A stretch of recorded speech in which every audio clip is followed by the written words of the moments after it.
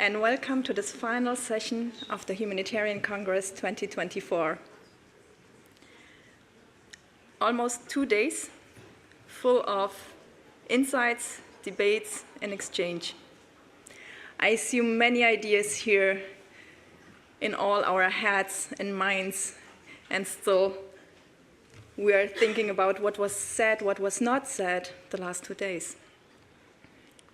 With the annual theme of this Congress, critical choices, triaging humanitarian priorities, I believe many debates were to the point and couldn't have been more pertinent and pressing.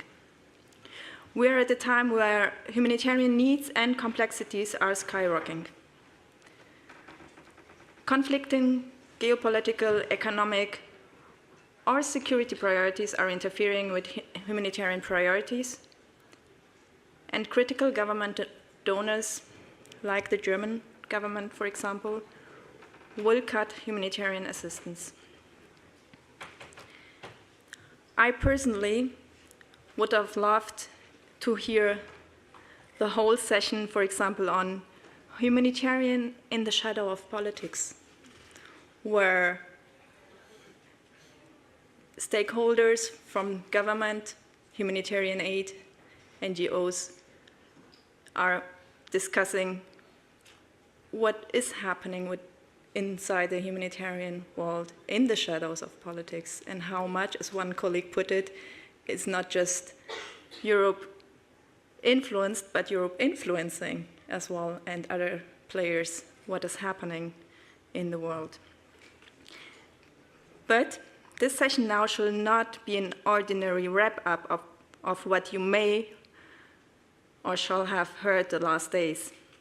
As we envision the Congress to be a space for continuous self-critical reflection and also forward learning, I am glad and honored to welcome you all to our final session with 2 distinguished and smart expert discussants. Both of them will take us with them on their journey of digesting what they have heard across the 15 panels and workshop sessions, and I hope also on the corridor talks they had the last 2 days. For the next 40 to 45 minutes, we invited them to reflect amongst each other and with you on what they found most striking, what they found surprising, and maybe what you were missing and what you were hoping for. So without further ado, I would like to invite Anita, Kattakuzhy, and Dr. Hugo Slim to take over the stage. And as the 2 of them will enter into conversation and then bring you all in, it would be great to hear also from you what resonated most with you, what you heard and learned and elaborated the last 2 days. And just a short briefing on the 2 panelists. I'm sure you know them quite well, but just to introduce them to you, Anita is Director of Policy at NEAR, the Network for Empowered Aid Response, a movement of local and national civil society organizations. There she leads the network's advocacy and policy efforts to transform the global system.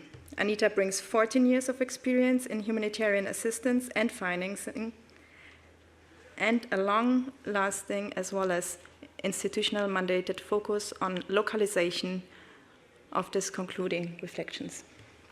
Welcome, Anita.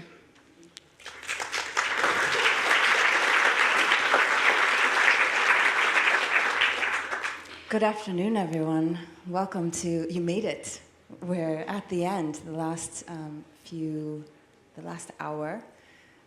Thank you for the warm welcome, and thank you for inviting me. Thank you for being here. And also a warm welcome to Hugo. Hugo is, amongst others, a senior research fellow at the Las Casas Institute for Social Justice and at the Institute of Ethics, Law and Armed Conflict at Oxford University. His career has combined academia, policymaking, humanitarian diplomacy, and relief operations. And he is a thought leader and a thought provoker to many of us. So, I hope you all enjoy the conversation. I also want to welcome Hugo being here on stage with us.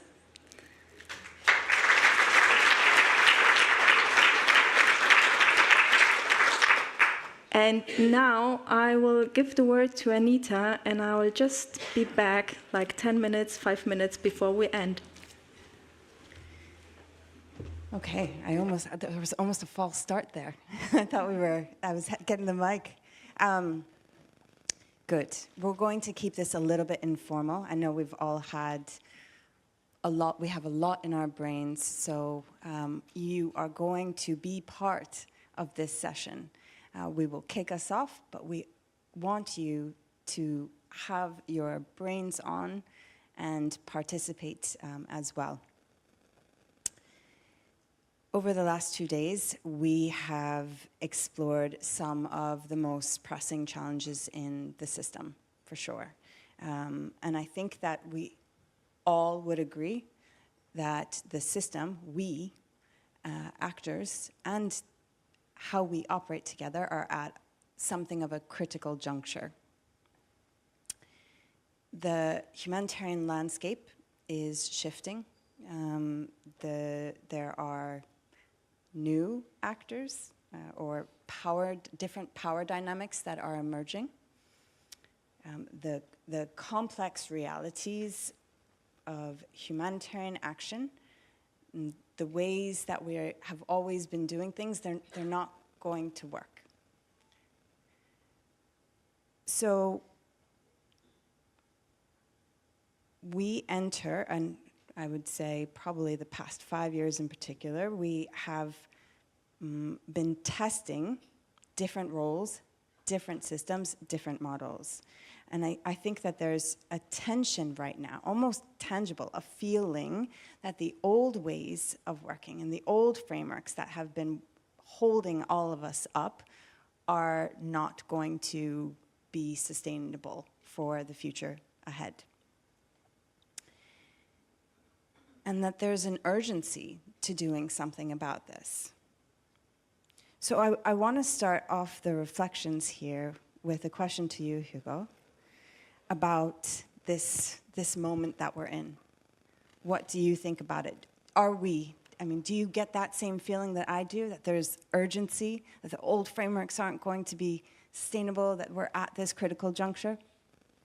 I do, and thank you, Anita. And it's so lovely to be with you all in Berlin always. It's just before I answer the question. It's always my favorite show, actually, each year, the Berlin Humanitarian Congress, largely because it's always fun being with sort of Germans and in Berlin and everything, but also because it has a critical mass of young students engaged in humanitarian work or medical work or whatever, and I really love that, and you bring a different vibe to these events. So thank you for inviting me, and thanks for being here. And Anita and I are a member of a special club, because we are both ex-fam. I don't know if you know what that means, but when you both worked for Oxfam, you are ex-fam. And so we are ex-fam sister and brother, which is great. So it's lovely to be up here with you too. So the times we are in, the times you are in as humanitarians, and particularly the new generation here, it's very hard. And we've heard all over these last 2 days why it's very difficult, why it's very challenging. There are terrible wars. There seems to be a complete disregard for the Geneva Conventions and IHL in so many of those wars. You're losing the faith of your domestic politicians, perhaps your citizens as well, so they are reducing funding. You've got competition from defense spending. Things are very difficult. But all I want to say to you, because I'm an 80s humanitarian, we discovered when we chatted, because I started in 1983, which makes me about 104 now, I think. So I started then, and all I would say to you is beware of generationism. I don't know if you need another ism if you haven't got enough. So generationism is that attitude you get when you think one generation is particularly superior than another, or one generation is particularly unique to another, or one generation is particularly worse than another. And beware of that, because it's not really true, because every decade I've been in as a humanitarian, there has been a terrible war. There's been terrible disregard for IHL. There's been donor wobbling, or donors are part of that war, and they want us to do certain things in that war because they want to win it their way. So there are always hard times. There's always issues of money, and there's always hard times about the growth of the system. Is it growing the white way? Is it growing in a colonial way? Is it growing in an empowering way? Is it too full of white people? Has it got enough people from Africa and Asia and other places? All these things are right as problems. And they won't go away, because that's the thing about being a humanitarian. You accept to work in those terrible moments. So you've got the terrible wars between Hamas and Israel, and Hezbollah and Israel and Iran, and everything happening in what we used to call the Levant, where the sun rises. You have that. You have Ukraine. It's very difficult, but that's your job. And that's the challenge for your generation. And it was just as bad for the other ones, and it'll be just as bad in the future, I think. So you need to be a bit of a realist as a humanitarian, and then grab the challenge. The thing that you've got, which is probably it is different, is the climate emergency. That is rather yours in a way that it wasn't ours in the same way in the 80s, 90s, 2000s even. And that is a huge challenge. So I think that's something you need to take very seriously. And it's two things are interesting there. First of all, the trouble with these terrible wars that happen in every generation. And remember, when I was a child, the Americans were carpet bombing Laos and Vietnam and things. So it's not as if IHL has had a golden age. It hasn't really. These terrible wars dominate our near view, our short-term view. They distract us terribly, as they have to in a way. But it's really important your generation is able to see past them as well to the long-term challenge of climate emergency. And interestingly, from these last 2 days, this is interesting, but it was the climate sessions that were the most optimistic, the most constructive. This is what we can do. We know we've got to do this. We can make these tweaks. We can influence climate finance. We can do stuff. And it's exciting. And the war ones are the most dispirited, disheartened. And just keep an eye on that, because I think you need to be realistic and realize that wars are always awful. I'm afraid you can't really have a nice one. I mean, the Western powers tried to pretend they were having a nice one by really, saying IHL is so important and we're just targeting all over Afghanistan and Iraq and Syria. But Syria had a horrible war in the last decade or so. Now there's other horrible wars. The Ukraine war is dreadful. Congo goes on, heading towards being a 100-year war, like the Israel-Palestine war is now a 100-year war. So those are yours to deal with, and so it's good that you're thinking about them all. The interesting challenge you have now is therefore what to do with the system, and every generation has that challenge as well. Every humanitarian generation says, so how can we be better? What do we need to change the system in this context? And just to remember, the system you have today was invented. The generation before me, even before Ulrika, invented the Geneva Conventions. And they invented them. They wrote them down. They made them up over 4 years, and they wrote them down, and they put them there. Then my generation, the 60s, invented humanitarian principles. Humanity wasn't a humanitarian principle before 1965. They invented it and said, yeah, humanity should be up there. Then my generation, in a rather technocratic, sort of pedestrian way, invented the sphere standards, about which we're all very excited, and the code of conduct, and the common humanitarian standard, and all these things, and now the environmental charter, fantastic, that Niche is here leading. We invent this stuff, and you're inherited it because somebody else invented it in their time, when they thought this was the thing to do to change, and etc. So my challenge to you is reinvent it. So invent something new, and we've heard lots of good ideas about that. And the most powerful phrase I heard from Nima in the opening session was, don't necessarily triage the people, triage the system. triage the systems, see what should be left to die, what's got a chance that you could repair and you'll do later, and what you can really do now. Triage the system and get rid of a lot of the stuff that we've invented before that doesn't work, or the bad habits we've fallen into, and get rid of them, reinvent it. I'm not going to try, but Anita is, because I'm not going to be here to see what you've invented, 10, 20 years' time. So I'm going to pass it to you now, Anita, and say, how will you reinvent it? What have you heard in the last couple of days about reinventing it or changing it? I think probably all of us can reflect together. There's been pieces, building blocks in the different sessions.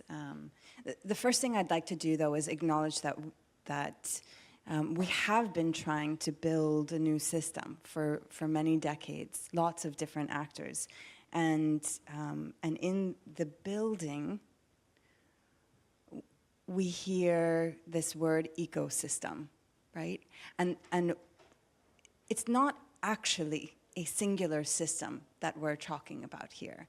And what I think where we need to start is an acknowledgement that there's not going to be one system. And for better or worse, your generation has created a situation in which there is a dominance of one system within the humanitarian sector. And that is not the future that I think is going to be sustainable. It is multiple systems operating together. We heard this morning about the remittance and diaspora networks. This is a system that is quadruple the size of our system, the international humanitarian system. We know that there is, frameworks and institutions in Asia, ASEAN, in the African Union, as hard as it is trying to build, different systems that are going to create new centers of gravity for humanitarian action. And that is going to be the foundation of the future. We are not going to sustain ourselves in one system because it hasn't worked. That, I think, is the first place to start off with. Back to your question, what do we do about it? I think that those of us in this room, those that have been operating in the dominant international humanitarian system for however many years, really have to redefine our role. And that has been discussed on in multiple sessions. And I think that, I'd really like to pick up on a thread that was mentioned in the politics session, or the shadow of politics session, around growth and the growth models of international actors, UN agencies and INGOs.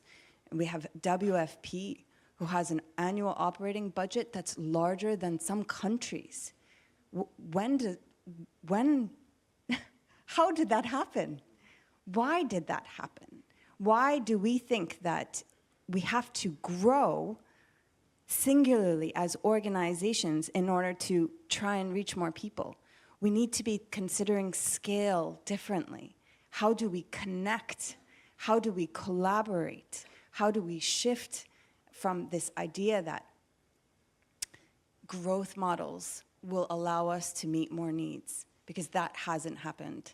And in the context of shrinking funding within our sector, despite huge amounts of wealth in the country, in the world, we really need to consider degrowth models, actively pursuing degrowth. I think that this is going to shift our roles very much from competition, which I think is prevalent in our sector, this idea that we need to be unique and do our thing. And as much as I love MSF, I think, and there's huge added value, actually MSF is not unique. There are so many health workers, maybe not exactly the same way, for sure, but there are hundreds of health workers all over the world doing what MSF is doing. Oxfam, same. CARE, I mean, we can go down the list of all the top INGOs of the UN agencies. We should be collaborating more. There's real scale that can be reached if we do much more considered complementarity. And that, I think, this is really like not considering it from not considering the redefinition of our roles from a scarcity mindset, that we have to somehow protect things about our identity and about our organizations, that we have to take up that challenge that Nemo had put to us, that we've heard from today's keynote speaker, from others, where we really center, like, what are the needs of a community? Because a community member, a person, does not care who gives them aid. Does not care if you have an MSF logo or if you have a NEAR logo or any logo. Perhaps we should all be purple. Let's get rid of all of our colors and all of our logos. Let's just all be purple. Why not? Why do we have to really reach for that visibility and that? And I think that, I'm starting to go on a tangent. Let me pause there on growth and competition. Let me talk a little bit about referencing the challenge of politics and politicking and advocacy, that the challenge that Heba gave to us, the gauntlet she threw in the opening session, which I think kind of came up over and over. There was more and quite a few references to, should we do more advocacy as humanitarians? And I think that there's something important to make, a distinction that we need to have, which is, we're not talking about politics and political activism in the partisan sense. We're talking about it in the equity and justice sense. We're talking about political solidarity for the rights and dignity of the people that we work with, that we support, that we help or we serve. This is the politics that NEAR members, that Global South civil society that are part of NEAR, want to see from international actors. That if we have a system that is based on this, then we can create something new and something better. And I think that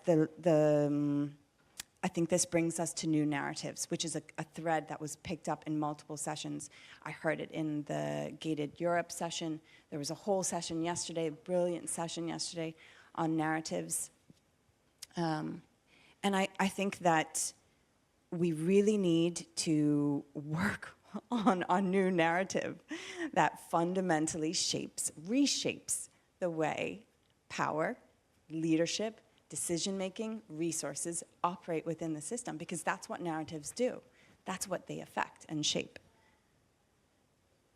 I can keep going, but I will stop there. I wonder, Hugo, if we should open this up now to the audience, or if you want to add something. Well, I just want to add a bit on narratives, because I think that's interesting. And narratives is, I don't think I used it a bit at university, I suppose, but then I didn't really use it much as a humanitarian in the 80s and 90s. And then, of course, people like Foucault came along and all the French social theorists, and then we all had to start talking about narratives. And we had to see history in a great sweep of French interpretation, and it was all about power and oppression and all this sort of stuff. So then we got narratives, and you've got narratives, is particularly in the young generation, a lot. And you're right, we've heard a lot about narratives this last 2 days, and it is important that we understand what narratives are being pushed at us, and therefore we can politically deconstruct them and take them apart if necessary. It's also important that we are careful with the narrative we put about ourselves, because we have put about a rather triumphalist narrative in the last 20, 30, 40, well, probably 100 years, which centers our work rather than the people of the society around it. So narratives are important, but I would just say, beware of just being narrative humanitarians. And I think what's been interesting about this 2 days is that sometimes you're in a session and it's largely about politics and narrative and what's happening and what should we be doing and how should we change the narrative and what should we do. And then sometimes you go to these really great sort of more scientific sessions, practical sessions, particularly in this couple of days on health. So, you know, there was a really good session on maternal mortality. And that was great to be at because it wasn't just about what narrative should we have about maternal mortality? How should we, you know, it was, what is it? Why are 120 million women dying in unsafe abortions around the world every year? What can we do about it? And then really factual, interesting stuff about what you as humanitarians can do across a spectrum of sort of, you know, PHC support, primary health support, through to, and this is very, it's, in a way, it's incredibly encouraging, of self-managed care, so that women can take pills these days if they know how to take them, and those pills can be moved relatively quickly. So that was really interesting to hear, and so was the WASH session just now. That was great. That was quite optimistic. Maybe they didn't think it was optimistic. Having been to about 5 sessions on war, I felt it really was quite optimistic. So really practical things about WASH, water, sanitation, what we can do technically, what we need to do in terms of understanding how to climate-proof operations, how to improve water systems, etc. And I think it's really important as humanitarians you don't forget that you are primarily practical operators trying to make the physical world better as well. And then, of course, I couldn't go, but there was a packed session on mental health. And again, that's important to understand what we can do to do that. So all I'm saying is be careful as humanitarians of being distracted by narratives and the political dimension of your work, and stay really focused on the nuts and bolts. Because for 2 reasons. Then you will, you know, help other people to save lives and save their own lives and find their own way through climate emergency and war. But also that's where your credibility lies. If you're not good at your job, you're never going to be able to defend any narrative coming at you. So, you know, focus on the work as well. Can I challenge you yeah, there? do. Because I think maybe it is a generational thing, and I don't want to make it a generational thing. We have narratives, we have stories. But I do think that, I mean, if this generation, if you all here are going to be building something new, you need to understand, we need to be able to take apart what the values are that underpin that. And while we heard throughout this week that humanitarian principles are very critical and important to that there are other values there right at our fingertips that need to be brought in, that are already at play. And if there isn't a clarity about what that is, then the doing will operate against the purpose. And so I think narrative is really essential here. And why probably this conference tried to straddle both the doing and the narrative. Because you cannot create something new without this clarity of narrative. And I think that if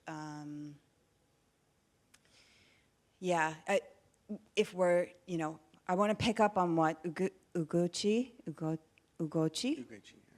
said this morning, and who was telling us not to put ourselves in boxes, right? And I think that, you know, just getting things done, the technical thing, the pragmatic thing, that's what we used to do.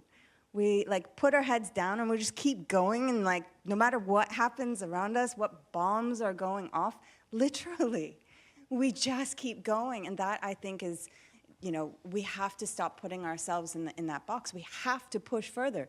We have to work with climate leaders and activists. We have to work across with peace builders and justice like we have to do it all. So I'm going to accept all that, but then I'm going to say that the narrative I didn't hear in the last few days was a narrative about partnership. What is partnership?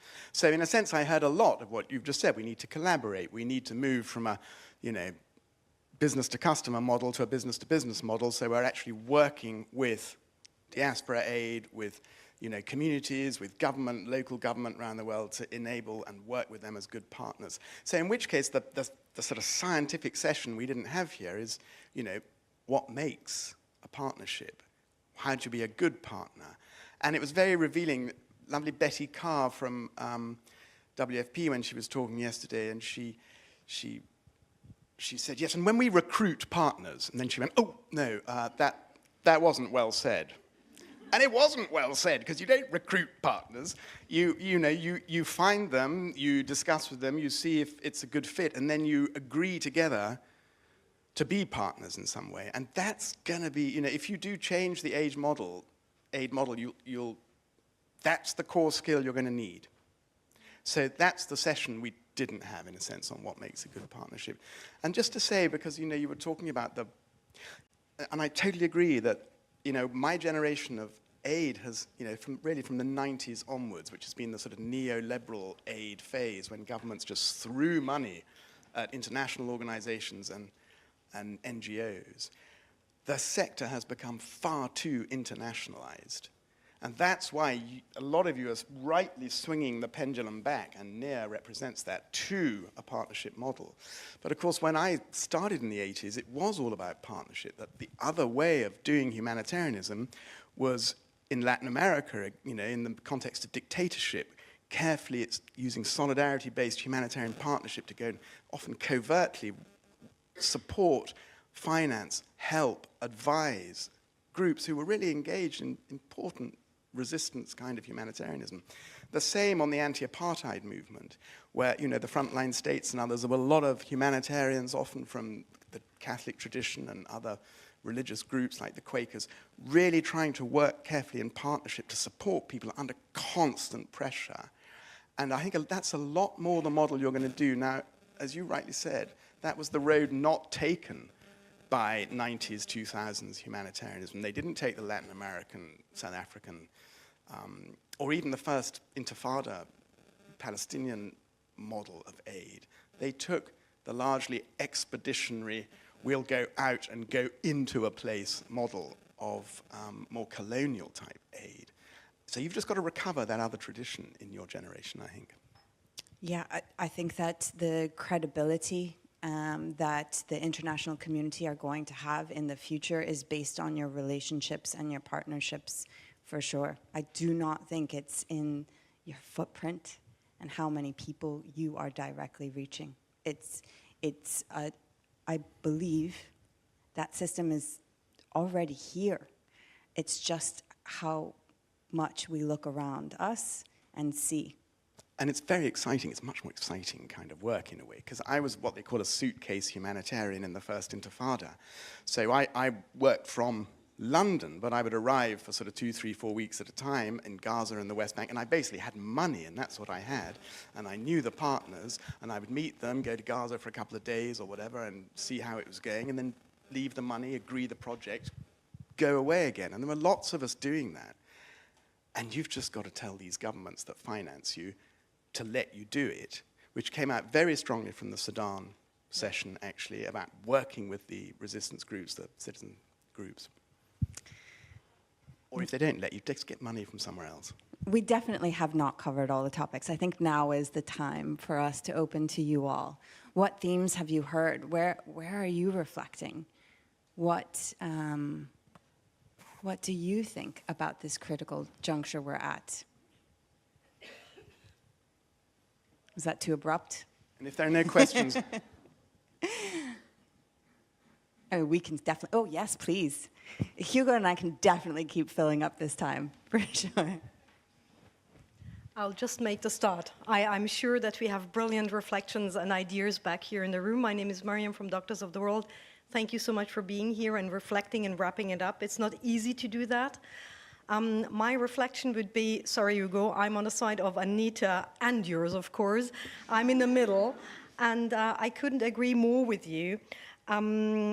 I think we need to do it all, because narratives are like language. They translate into structure. And when we look at the structure and the system, then it goes back to money and power, what you said in the beginning. And you also said very rightfully, there is enough wealth in the world. So with shrinking funds for humanitarian, we all know where the money goes to and where the power and the attention goes to. So yes, we can do more with less and need to think out of the box, but still we need to see, I think, about wealth. Where is power? How is it distributed? And how can we find other ways to engage. For example, the loss and damages discussion, humanitarians are very much out of it, but it's also about redistribution and about solidarity. And my question is, listening a lot about changing roles of humanitarians, and I think that is a way where we move forward. Might that be a way to tackle root causes of injustice, structural injustice, poverty? Because for years and years we have heard that, yeah, we are humanitarians, that's not our job, we can't do it. And I feel myself very often as a double mandated, as working for an organization with a double mandate, a little bit trapped in that discussion, whereas I still believe in the fundamental importance of humanitarian principles. So my question would be, do you believe that with taking on changing roles and shifting, we might be able as humanitarians to tackle those root causes a little bit more? Because we are within the economic logic. No? When we talk about degrowth, we are also part of that logic. And one of the speakers, Misun, she reminded us about capitalism, about patriarchy as one of the root causes. Thank you. Arms trade, I think, Misun. I was in that session. She did a brilliant job of reminding us of the context there. Yeah, I mean, Hugo, do you want to start? Well, so, yeah, and I totally agree with you. I wasn't saying, narratives are rubbish. I was saying don't only be narrative humanitarians. You've got to also be really good at your job. And on terms of, what do I do in a dual mandate, multi-mandate thing, you can reinvent humanitarianism if you like. And you can say it involves resilience. It involves the long term. It needs multi-year financing. It's a different thing. Because remember, the word humanitarianism in the 18th century, the 19th century, meant everything. It meant social factory reform, anti-slavery, housing for the poor, votes for everybody. It meant everything. But then only really from World War I onwards did it get narrowed down to meaning war relief. And then it got all tangled up in these principles. So you can, in your generation, you can redefine humanitarianism if you want, to break this dualism that we have, because it wasn't there before, So it is up for grabs. It's an important moment, and I think the climate emergency allows you to do that. I've just written a book where I'm basically changing the principle of humanity and changing the principle of impartiality to make it much more holistic, so that you do have responsibilities beyond the human, to nature, and to the future. And if you accept that new definition of humanity and humanitarianism, then you don't get stuck in the endless Western dualism of sort of, short-term, long-term relief development. You break through into a sort of Chinese space where they just see everything as one problem. And I'll draw an example from NIR's membership in Indonesia, Humanitarian Development Civil Society, I think numbering in the hundreds, maybe thousands, definitely multiple hundreds, met together to discuss principles for their collective action. And they have determined a whole set of principles that will guide them in their work in Indonesia. And does it draw on humanitarian principles? Absolutely. Because, of course, they value those, but it does not only. And I think that this dual mandates, I think, challenge us, make us feel like there's an either or. And that's a false narrative. It really is a false narrative. Political solidarity and neutrality can operate together. I challenge you all to think that through, because it can. In Indonesia, they have created values that include faith. Their faith, that is essential to whom they are, in the spirit of giving, which has existed since humanity, right? The spirit of giving is what actually underpins all of us before the principles came. So I think it is possible. I think we just need to think broadly. Let's let go of our organizational egos, relax those things, start working in networks. I was super inspired with the regular reference of the community of practice of local negotiators, CCFN, something like this, CCHN. This is a a couple of organizations coming together to build a community of practice of frontline negotiators. And they're just creating this network of amazing negotiators that are sharing knowledge on how to do negotiations at the front line. And this is brilliant. This is the future to me. If there's a pause, I've got one question for you all, because I'm intrigued by it. I want to know how many, because we've talked a lot about IHL in the last 2 days. I want to know how many of you in this audience, and I want you to be very honest, have read the Geneva Conventions, all of them, the 4 Geneva Convention and then the additional protocol. And it's about 301 pages. I want to know how many of you have really read them. Hands right, yeah, all of it. Yeah, absolutely. You've picked it up one weekend and thought, if I'm a humanitarian, I better read all of this. How many of you read the abridged version, not the 300 pages? Well, hang on, what is the abridged version? Because that's my point. That's my point. Because both Marco Sassoli and someone else today, the nice lady who was on Zoom, Claire, were talking in the IHL session. There was a great IHL session. That was a good techie session too, where we were thinking, what do we need to change in the law? And they both said, IHL's very disappointing. You will be disappointed by IHL. And you will be, because I think the abridged version you may have read is a slight misrepresentation of IHL, actually. And I have a feeling that there's a sense in the humanitarian community, because you desire, in a way, the abolition of civilian suffering in war and civilian destruction. The sentiment is almost abolitionist, that you don't realize that the IHL in which you haven't read, and which you hope really is abolitionist like you in some way, that civilians shouldn't suffer, that places shouldn't be destroyed, that it is like that.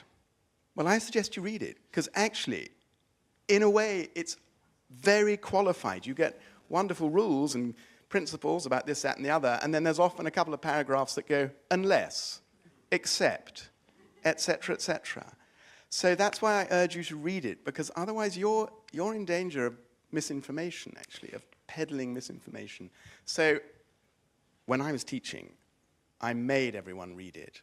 And I used to give them the copies from ICRC London, so they couldn't not read it. And we used to go through sections of it together. And I urge you all to do that before you claim it as a champion that it perhaps isn't for you in every way you would like it to be. We have near members in Latin America that actually believe international human rights law is a much better legal framework for their work in humanitarian action than IHL. I would just echo that, because I think that's interesting too. And there's a vested interest in the war community and the rights community to sort of separate themselves. But actually, in the jargon of the day, they coexist. And human rights law for certain situations you're going to be working in is probably better. Gaza. Anyway, are there other hands or thoughts? I think maybe as we close out... I think we should just ask who's read the Human Rights Conventions too, shouldn't we? Yeah. Have you read anything, guys? Maybe that's a good pivot to accountability, which was a big theme of the conference. Accountability came up quite often. I want to link the accountability conversation to the global governance reform conversations, UN reform, the work that Heba flagged, that she started, that she's doing now, but that has been ongoing, UN Security Council reform. I think there are so many different layers of accountability here that need to be discussed within, that were brought up amongst different sessions.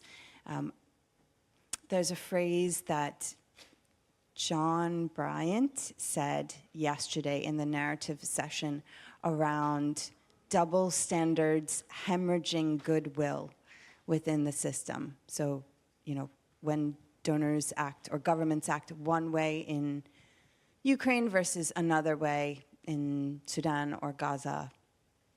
And I think that we can talk about accountability at that level. And there's certainly reforms that are needed at the global governance level. but then there's also accountability at the community level that I feel like was sort of discussed, but maybe a little bit missing from the top line narrative. And I would urge you all to think about how does your action or inaction, your political solidarity, affect the trust that your community the communities have in you and your work? If I don't know the answer, but I've certainly been in contexts and in countries where an international NGO's humanitarian mandate has prevented speaking out on a crisis, which has left the community feeling mistrustful. This is not always the case, but sometimes. And I do think that that there are high levels of trust and accountability that need to be built, but also at the in country, in context. How do you stand up for rights and dignity? If there are no other comments or questions, I think, one last one to take us home. Do you want this one?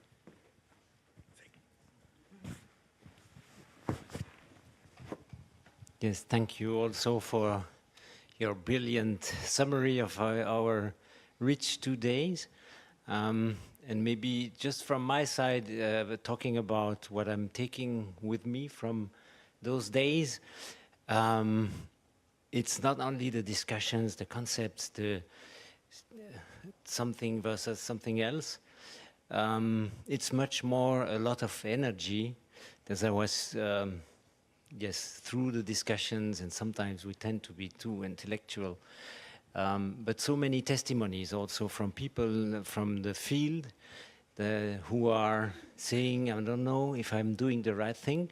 Sometimes I'm feeling so helpless, but at the same time, I have this energy. I want to do that, and I need to do it, and it's giving me force. Someone said that, and that's what I'm also taking with me. Not only new concepts and new ideas on how to do things better, but energy to do this job, and the deeper conviction that this is the right thing to do, and that we shouldn't resignate, even if we.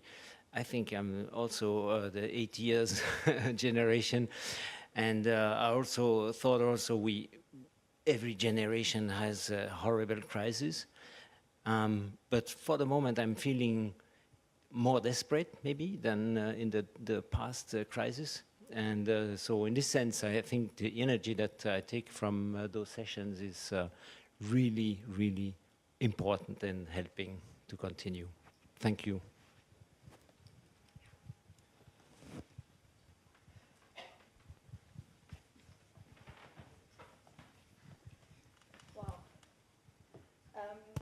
Time has run, and I just realized during the introduction I missed something. I just was saying, I think something like smart experts. I missed the word passionate. Anita, thank you. Thank you so much for this passionate summary, for your thoughts. I would like also to thank you for how you masterfully assisted all of us in making a bit more sense of what we had and have in front of us when we talk about triaging and also talk about trade-offs in humanitarian practice and interdependent crises. I also want to thank you for leaving us with some food for thought, more than already, some homeworks, 300 pages.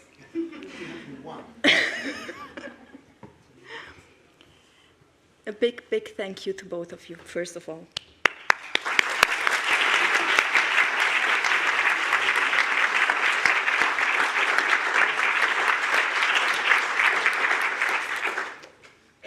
As I'm marking the final moments of this Congress, I want to add a more elaborate list of thank yous. First of all, I want to address all our distinguished speakers. You are the core of this Congress. Your thoughtful insights and your courage to sit here and feed into discussions. Thank you so much.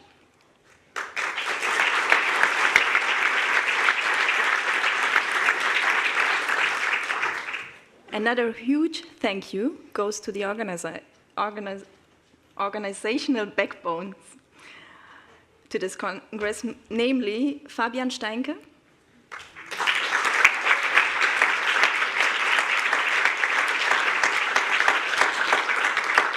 and Katharina Hasses.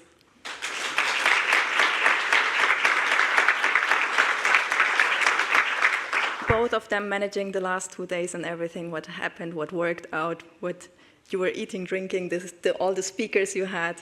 An amazing time, I hope, and interesting.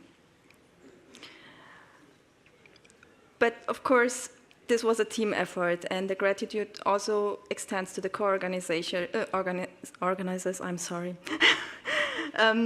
staff at the German Red Cross, at Médecins du Monde, or at Oxfam. I learned about Oxfam and Oxfam today. And of course, my colleagues in MSF, and to all the volunteers who have been in the last days, at the reception, in the hallways, in the session rooms.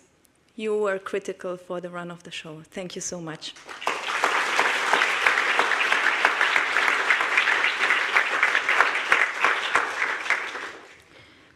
Whilst our Congress program comes to an end, discussions and changes around the issues we discussed must happen outside of the conference halls as well.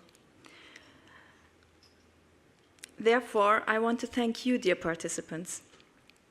I want to thank you for joining the Congress in person in Berlin, but also online. I believe being here, discussing here, is already part of reflecting upon the questions related to the theme we discussed this year. And at the same time, I would like to call on all of us, let us keep this uncomfortable sometimes, but very necessary conversations alive, not only amongst us when it's nice and cozy, but when it becomes really uncomfortable, when we go out and talk to governments, when we do talk to institutional donors. But we also need to continue conversations within our communities and societies.